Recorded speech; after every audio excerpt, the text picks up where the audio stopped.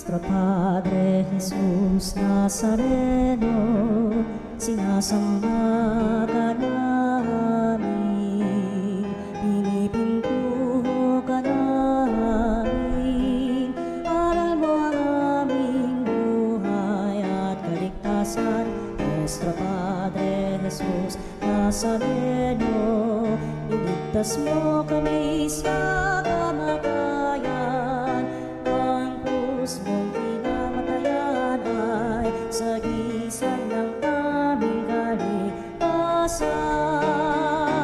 Nuestro Padre Jesús Nazareno, dinarangal ka namin. Nuestro Padre Jesús Nazareno, inulwalhati ka namin.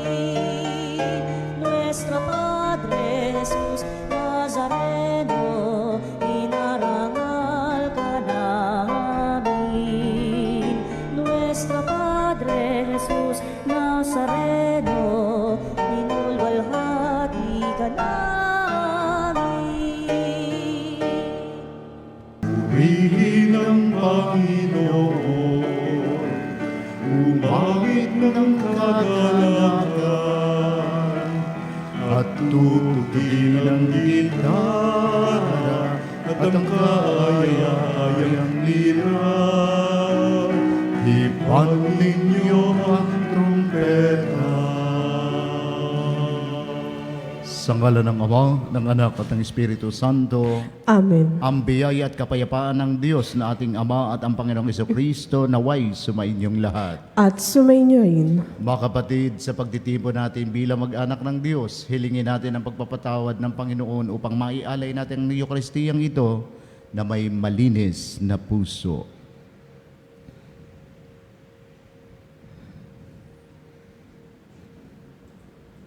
Panginoong Jesus, itinuro mo sa amin na ang tunay na mahalaga sa buhay ay ang magmahal na tulad ng ginawa mo. Panginoon, kaawaan mo kami. Panginoon, kaawaan mo kami. Panginoong Jesus, tinalikdang ka ng sarili mong bayan. Kristo, kaawaan mo kami. Kristo, kaawaan mo kami. Panginoong Jesus, ikaw ang katuparan na matatandang propesiya. Panginoon, kaawaan mo kami. Panginoon, kaawaan mo kami. Kaawaan tayo na makapangyarihang Diyos, patawarin ang ating mga kasalanan at patnubayan tayo sa buhay na walang hanggan. Amen. Papuri sa Diyos sa kaitaasan.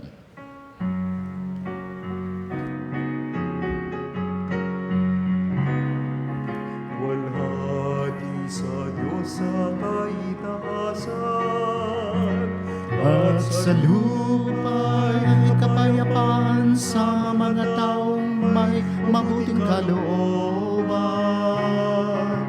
Pinupuri ka namin, dinarangal ka namin.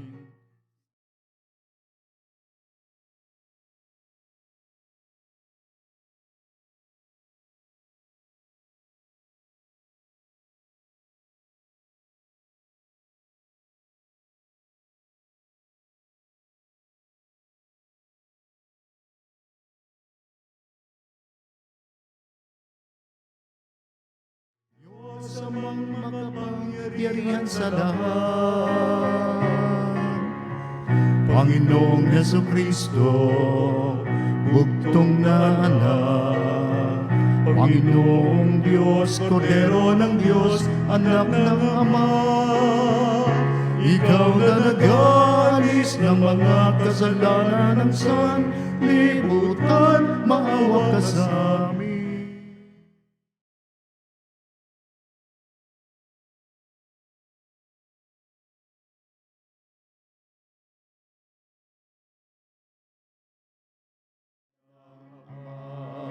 Maawa ka sa amin,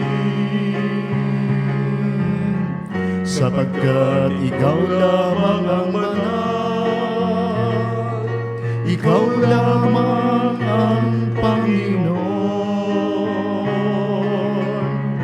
ikaw lamang, O Jesucristo, kasama ng Espiritu Santo sa kaluwalhatian, Diyos Ama.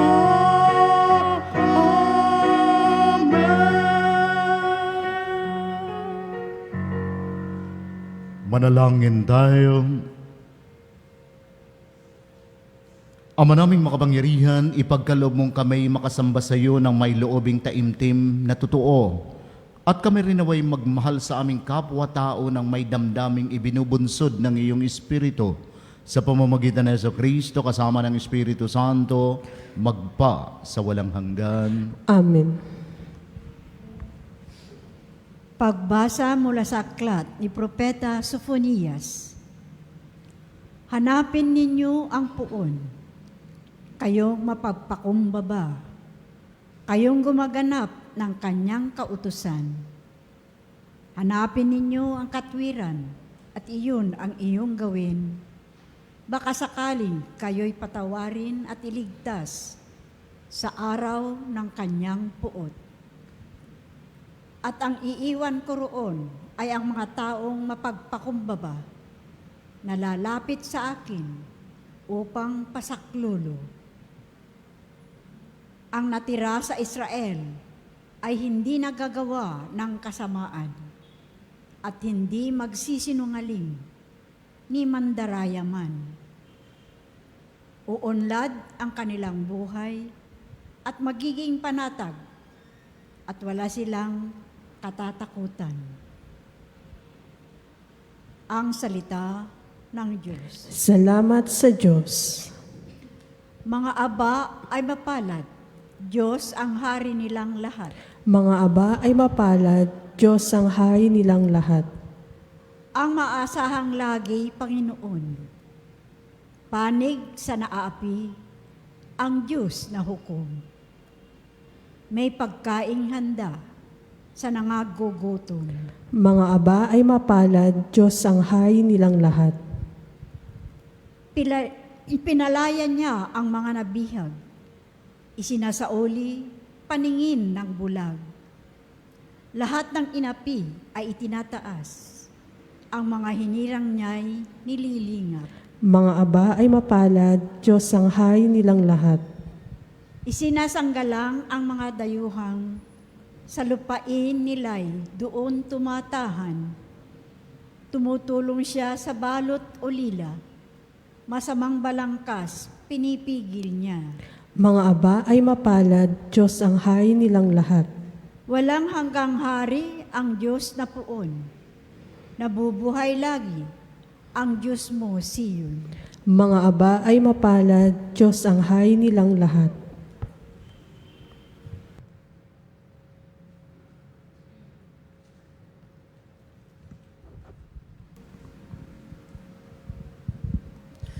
Pagbasa mula sa unang sulat ni Apostol San Pablo sa mga taga-Korinto. Mga kapatid, alalahanin ninyo ang inyong katayuan nang kayo'y tawagin ng Diyos. Iilan lamang sa inyo ang sa paningin ng sanlibutan ay marunong, makapangyarihan at maharlika. Subalit pinili ng Diyos ang sa palagay ng sanlibutan ay kahangalan upang hiyain ang marurunong at ang mahihina sa turing ng sanlibutan upang hiyain ang malalakas. Pinili niya ang mga itinuturing na hamak, walang halaga at walang kabuluhan sa sanlibutan ito upang pawalang halaga ang mga itinuturing na dakila ng sanlibutan. Kaya't walang maaaring magmalaki sa harapan ng Diyos. Sa Kanya mula ang ating pakikipag-isa kay Kristo Jesus na ginawang karunungan natin. Sa pamamagitan niya, tayo'y pinawalan sala ng Diyos, pinapaging banal at iniligtas. Kaya nga, tulad ng nasasabi sa kasulatan, ang Panginoon ang dapat ipagmalaki ng may ibig magmalaki. Ang salita ng Diyos. Salamat sa Diyos. Alleluia.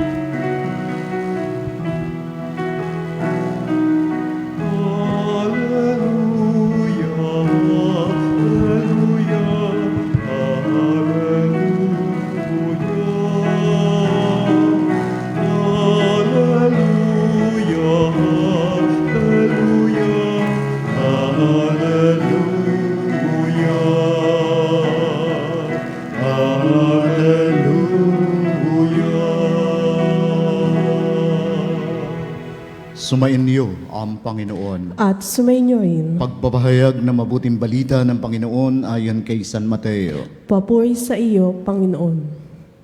Noong panahong iyon, nang makita ni Jesus ang napakaraming tao, umahon siya sa bundok. Pagkaupo niya ay lumapit ang kanyang mga alagad at sila'y tinuruan niya ng ganito. Mapalad ang mga aba na wala nang inaasahan kundi ang Diyos, sapagkat makakasama sila sa kanyang kaharian. Mapalad ang mga nahahapis sapagkat aaliwin sila ng Diyos. Mapalad ang mga mapagpakumbaba sapagkat tatamuhin nila ang ipinangako ng Diyos. Mapalad ang mga nagmimithing makatupad sa kalooban ng Diyos sapagkat ipagkakalob sa kanila ang kanilang minimithi. Mapalad ang mga mahabagin sapagkat kahahabagan sila ng Diyos. Mapalad ang mga may malinis na puso sapagkat makikita nila ang Diyos. Mapalad ang mga gumagawa ng daan sa ikapagkakasundo sapagkat sila ituturing ng Diyos na mga anak niya.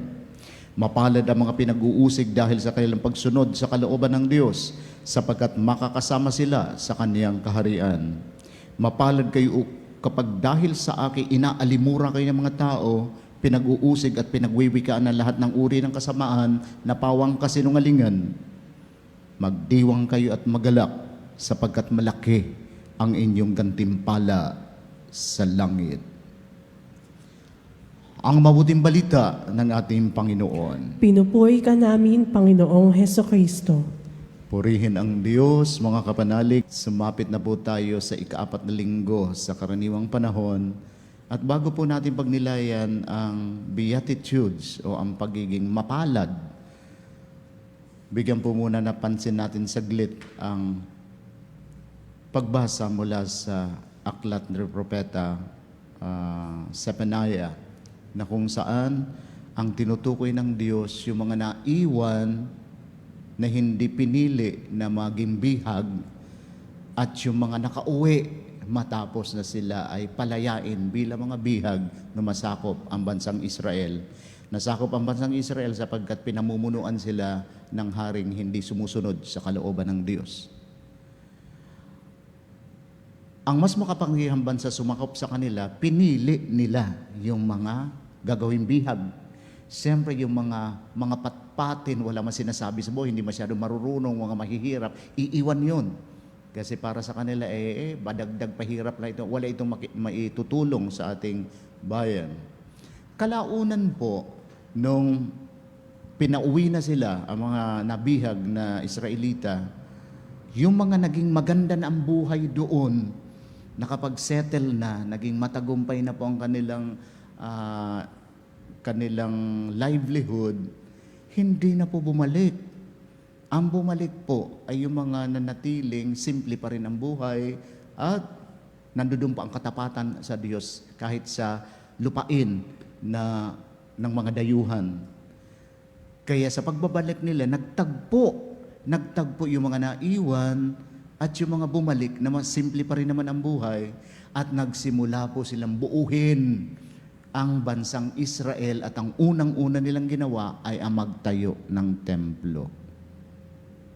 At binalik po nila ang kanilang kinagawian na pagpupuri at pagsamba sa Diyos, sa nag-iisang Diyos na buhay.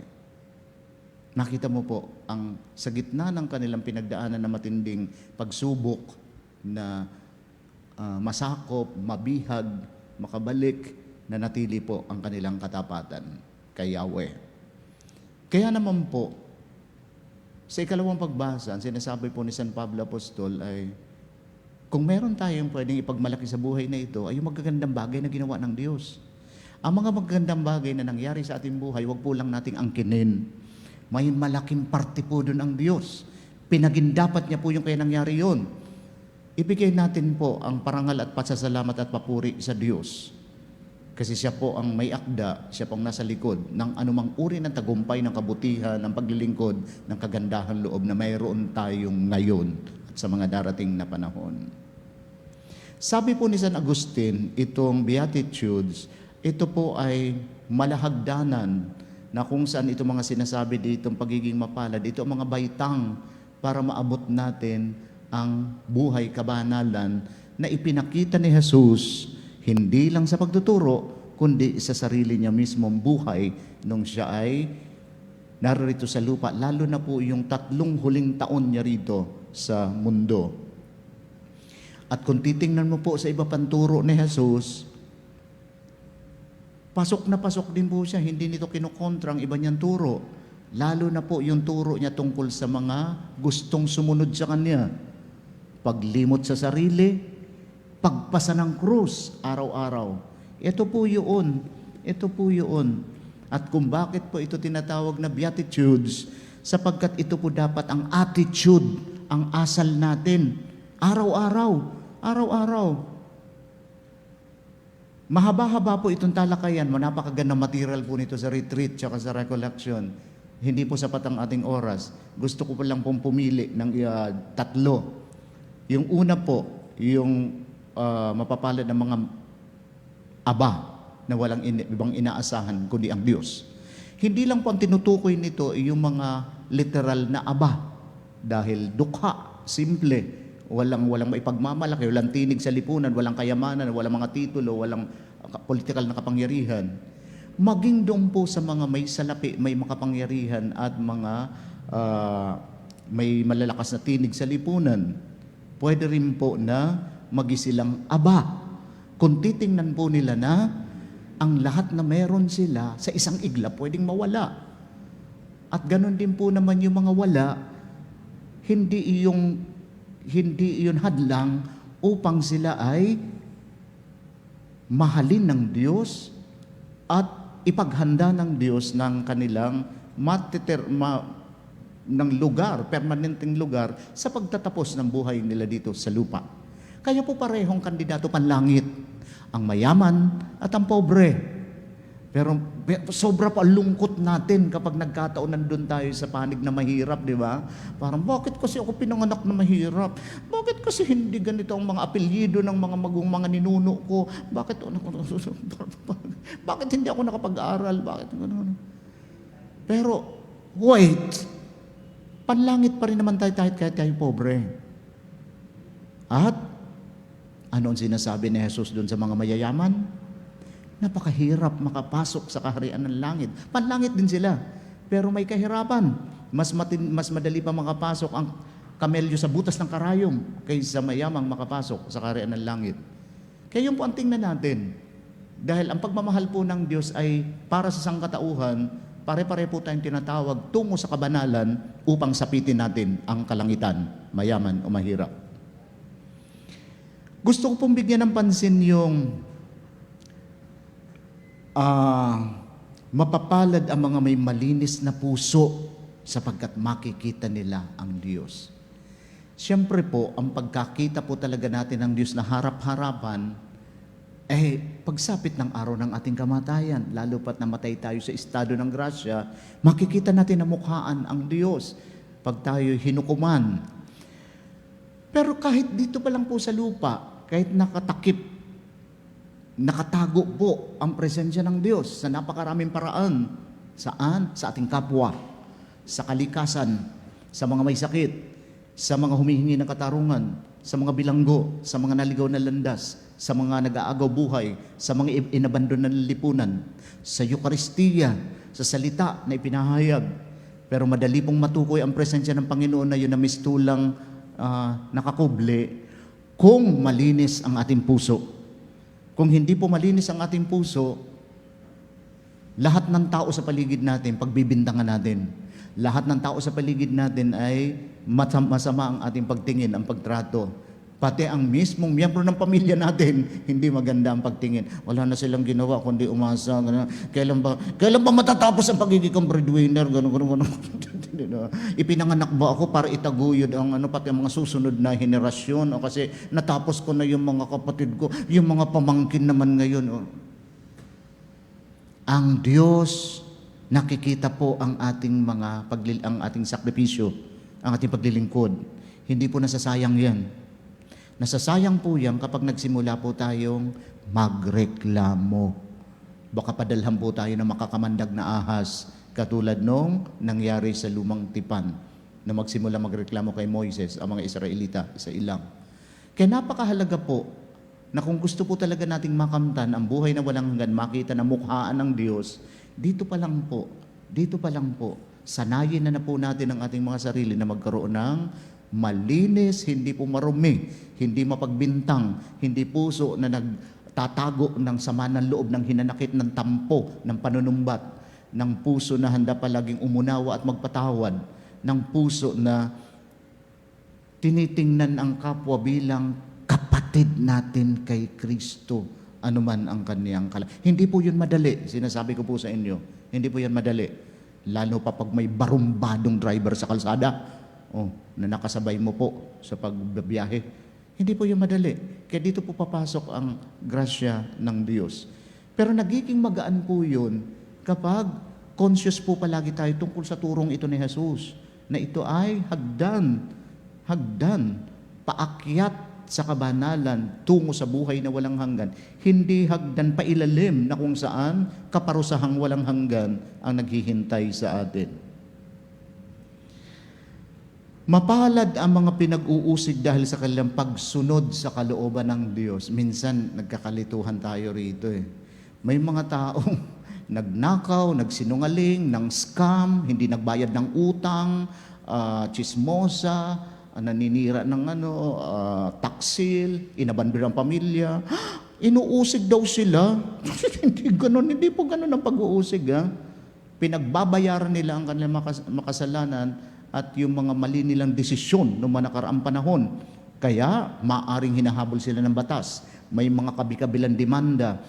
Hindi na sila makauwi sa sarili nilang bansa. Nagtatago. Minsan nagpapalit na ng mukha. No? Hindi po inuusig yung ganun. Pinaghahanap po sila ng batas, ng mahabang kamay ng batas.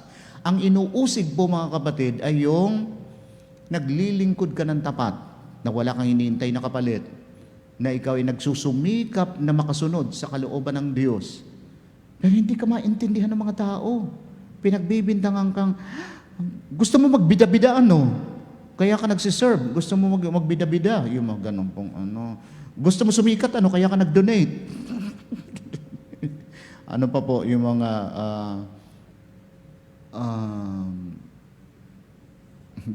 gusto mo maging close kay Father, kaya lagi kang nandiyan dyan sa kahit di ka naman member ng kahit di ka naman member ng pastoral council, lagi ka ng mga pag-uusig po yun.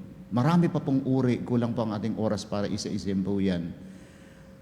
Magkaliwanagan lang po tayo ang pag-uusig dahil sa paggawa ng mabuti, pagsunod kay Kristo. Pananatili sa katapatan. Hindi dahil may nilabag tayong batas, may tao tayong inagrabyado, mayroon tayong dinaya, mayroon tayong utang na tinakasan, hindi po yun pag-uusig. Yun po ay dapat nating panagutan. Ito pong hindi po madali, pero kung sisimulan po nating lunukin ang ating pride, magiging posibleng-posible po ito sa tulong ng grasya ng Diyos. Kasi sa pag-unlad po natin sa buhay pananampalataya, sa spiritual pong buhay, ang numero uno po nating kalaban o hadlang, hindi ang kapitbahay natin, hindi ang inyong biyanan, hindi ang ating pong sarili. Ang ating pong sarili. Ang ating pride na, ayokong gawin yan. Ano naman sabihin ng mga tao? Sabihin ng mga tao, duwag ako.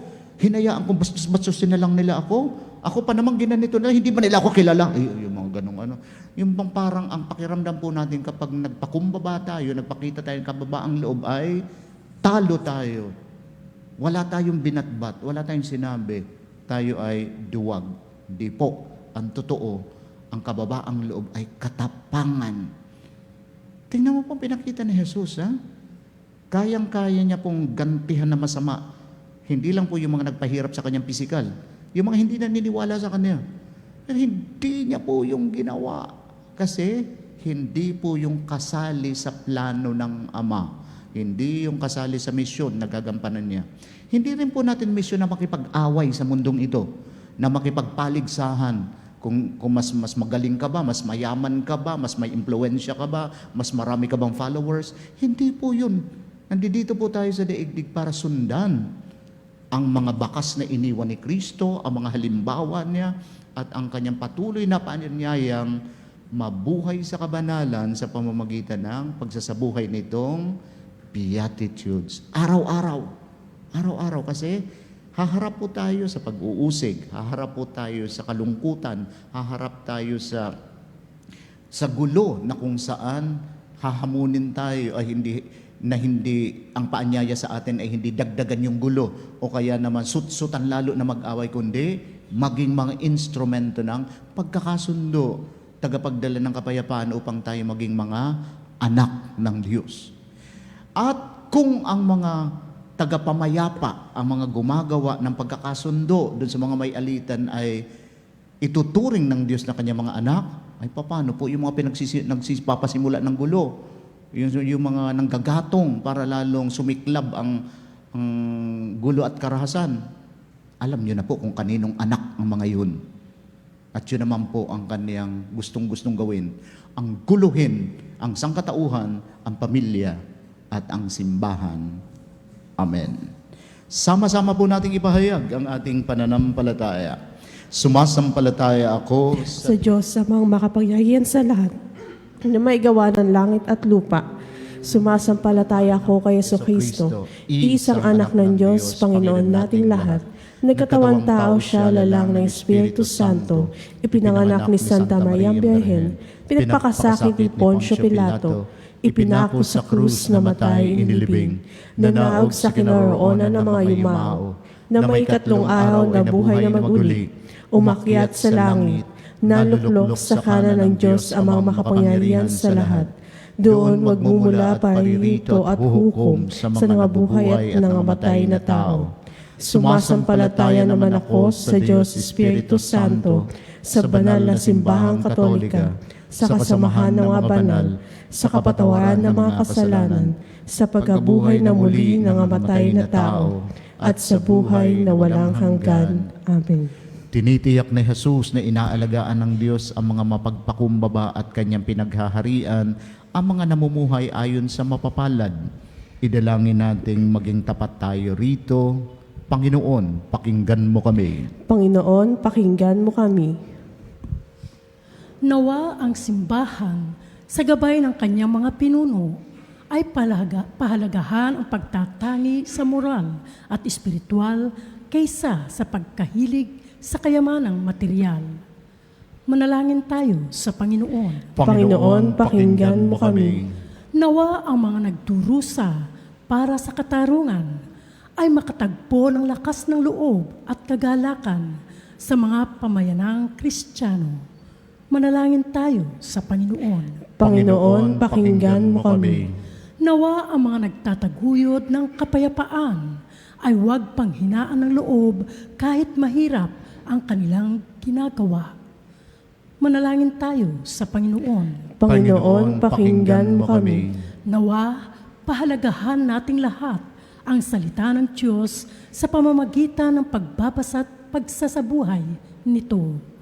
Manalangin tayo sa Panginoon. Panginoon, pakinggan mo kami. Sa ilang sandali ng katahimikan, ipanalangin natin ang kagalingan at natatanging kahilingan ng ating mga Eucharistic advocates.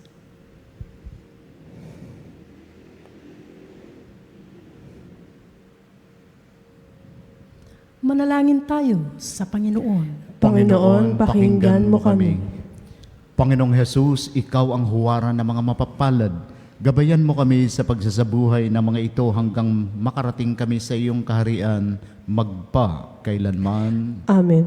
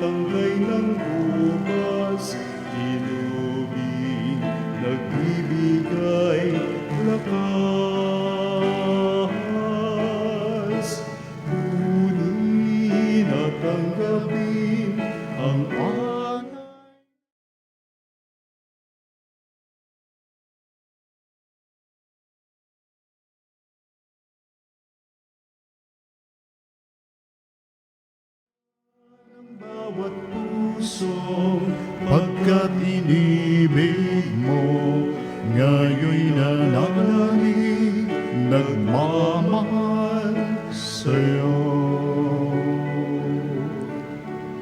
Manalangin kayo mga kapatid upang itong ating paghahain ay kalugdan ng Diyos Amang makapangyarihan. Tanggapin nawa ng Panginoon itong paghahain sa iyong mga kamay, sa kapurihan niya at karangalan sa ating kapakinabangan at sa buong sambayanan niyang banal.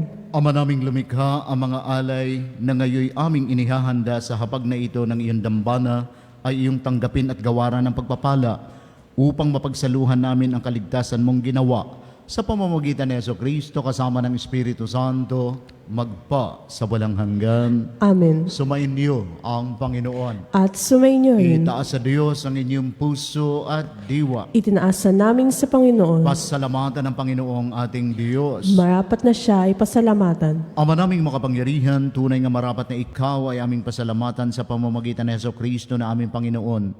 Lubhang nabagabag ang kanyang loob sa pagkakamali ng tao sa sansinukob. Kaya't minabuti niyang siya'y ipanganak ng berheng bukod mong pinagpala sa babaeng lahat. Sa labi ng imbing kamatayan kami ay inagaw ng namatay mong anak. Sa pagkabuhay niya kami kanyang binuhay upang kaugnayan namin sa iyo'y huwag magwakas. Kaya kaisa ng mga anghel na nagsisiawit ng papuri sa iyo na walang humpay sa kalangitan, kami nagbubunyi sa iyong kadakilaan.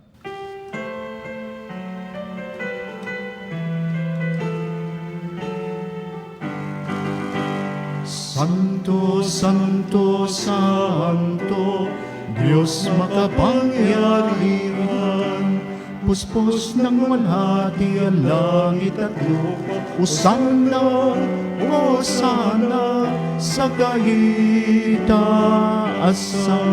pinagpalang narito sa...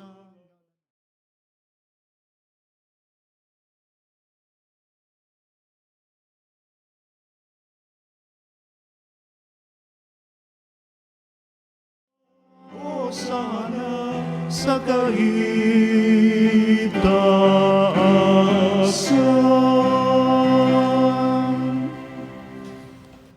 Ama naming banal, ikaw ang bukal ng tanang kabanalan, kaya't sa pamamagitan ng iyong Espiritu gawin mong banal ang mga kaloob na ito upang para sa amay maging katawan at dugo ng aming Panginoong Jesucristo. Bago niya pinagtiis ang kusang loob na maging handog, hinawakan niya ang tinapay, pinasalamatan kaniya, pinaghati-hati niya yun, iniabot sa kanyang mga alagad na ang wika, tanggapin ninyo lahat ito at kanin, ito ang aking katawan na ihahandog para sa inyo.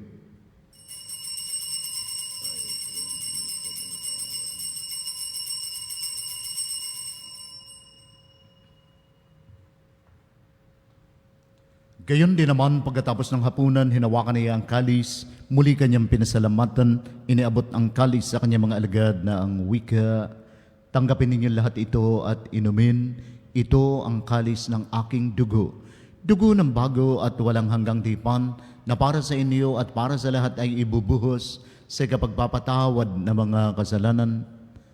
Gawin ninyo ito bilang pag-alala sa akin.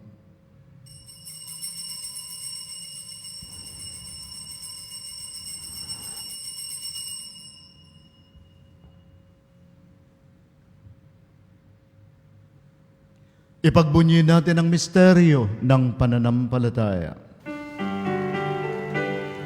Si Kristo'y namatay, si Kristo'y nabuhay, si Kristo'y babalik sa wakas ng panahon.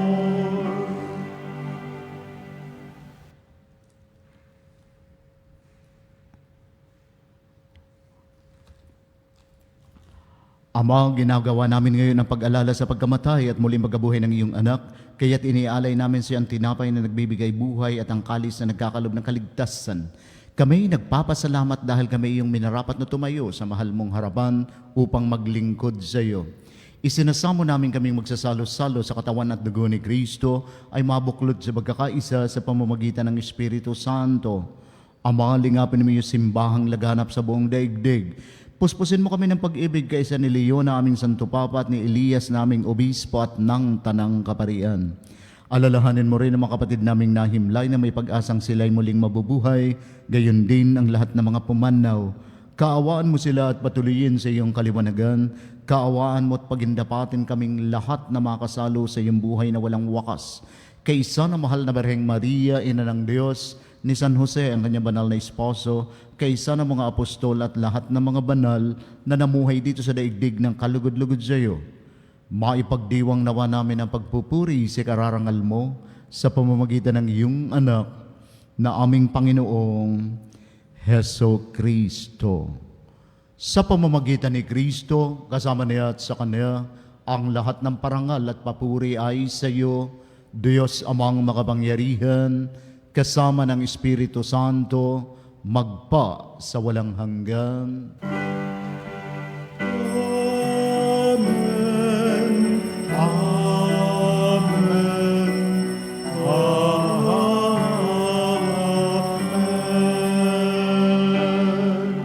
Buong pananampalataya at pag-ibig nating awitin ang panalangin itinuro ni Kristo. Namin, sumasalangit ka, sambahin ang ngalan mo, mapasa amin ang kaharian mo, sundin ang loob mo, dito sa lupa, para lang sa langit. Bigyan mo kami ngayon ng aming kakanin sa araw-araw. At patawarin mo kami sa aming mga kasalanan, para ng pagpapatawad namin sa nagkakasala sa amin. At huwag mo kami ipahintulot sa tukso, at iadya mo kami sa lahat ng masama. Hinihiling namin kami adya sa lahat ng masama, pagkalooban ng kapayapaan araw-araw, iligtas sa kasalanan at ilayo sa lahat ng kapahamakan. Samantalang aming pinananabikan ang dakilang araw ng pagpapahayag ng tagapagligtas naming sa Heso Kristo. Sapagkat iyong kahayaan at ang kapangyarihan at ang kapurihan magpakailanman. Amen. Panginoong Heso Kristo, sinabi mo sa mga apostol, kapayapaan ang iniiwang ko sa inyo, ang aking kapayapaan ang ibinibigay ko sa inyo. Tunghayan mo ang aming pananampalataya at huwag ang aming mga pagkakasala. Pagkalooban mo kami ng kapayapaan at pagkakaisa ayon sa iyong kalooban, kasama ng Espiritu Santo, magpa sa walang hanggan. Amen. Ang kapayapaan ng Panginoon naway laging sumainyo. At sumainyo rin. Magbigayan daya at maghangad ng kapayapaan sa isa't isa. Kapayapaan po sa ating lahat.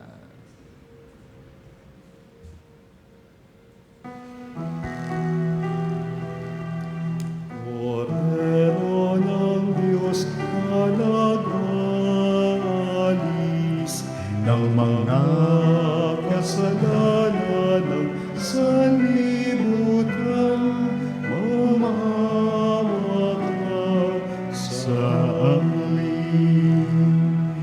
Kordero ng Diyos na nag-alis ng mga kasalanan ng sanlibutan, mamamatag sa amin. Kordero ng Diyos na nag-alis ng mga kasalanan ng sanlibutan, ipagkaloob mo sa amin ang kapayapaan.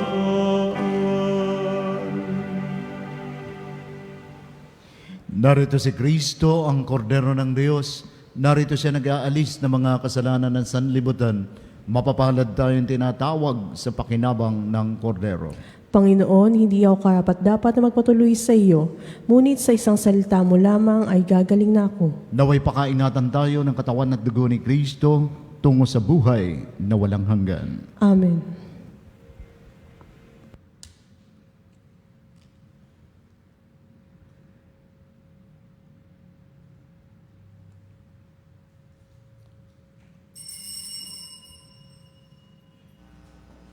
Mga kapanalig, ating dasalin ang komunyong espiritual. O Jesus, nananalig ako sa pananahan mo sa kabanal-banalang sakramento. Minamahal kita higit sa lahat at hangad ka ng aking kaluluwa. Hindi ko man matatanggap ngayon ang iyong katawan at dugo, inaasahan ko na patuloy kang mamumuhay sa aking puso. Naniniwala ako na narito ka at kaisa ka ng aking buong pagkatao. Huwag mong ipahintulot na mawalay ako sa iyo. Amen. Panalangin sa karangalan ng Nuestro Padre Jesus Nazareno. O Jesus Nazareno, katamis-tamisan naming manunubos, sa harap mo ngayon naririto kami't nangangayupapa at nagsisisi ng taos-puso sa aming pagiging walang turing sa iyo at paglimot sa di mabilang na mga biyaya mo, lalong-lalo na yaong mahalagang biyaya ng pagtutubos.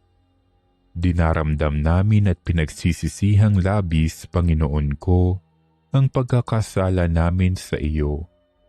Ikinalulungkot namin ang pagiging dahilan ng pagpapasan mo ng krus na iyan sa gitna ng mga hirap at kapaitan, hanggang sa inihandog mo ang iyong buhay sa bundok ng Kalbaryo, sa pagkaibig mo lamang na matubos kami at ang sangkatauhan mula sa sala.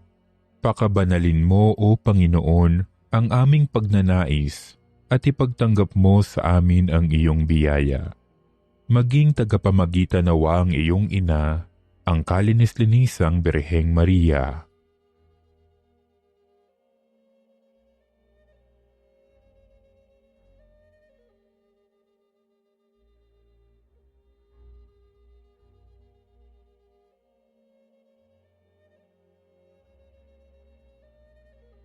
Ama naming makapangyarihan, niloob mong akuin ang iyong anak, ang krus at kamatayan, upang ang sangkatauhan ay matubos at mabuhay. Ang pag-ako namin sa krus at kamatayan dito sa lupa, ayon sa diwa ng pagsunod sa iyong loob, na ginanap ng iyong anak, ay magpagindapat nawa naming kamtin ang lubos na katubusan at pagkabuhay sa iyong piling, sa pamamagitan ni Hesukristo, kasama ng Espiritu Santo, magpasawalang hanggan. Amen. Manalangin tayo. Ama naming mapagmahal, kaming nagsipakinabang sa piging ng aming kinamtang kaligtasan ay humihiling na iyong bigyang kaunlaran sa pananampalatayang wagas kailanman, sa tulong ng panubos na ngayon iyong bigay sa pamamagitan ni Jesucristo kasama ng Espiritu Santo, magpa sa walang hanggan. Amen. Panalangin para sa lahat na may karamdaman. Panginoon naming Diyos, Ikaw ang dakilang manggagamot at tagapagpagaling. Sa oras na ito, itinataas namin sa iyo ang lahat na may sakit, pisikal man, emosyonal o espiritual. Hipuin mo po sila ng iyong mapaghimalang kamay at pagalingin ayon sa iyong banal na kalooban.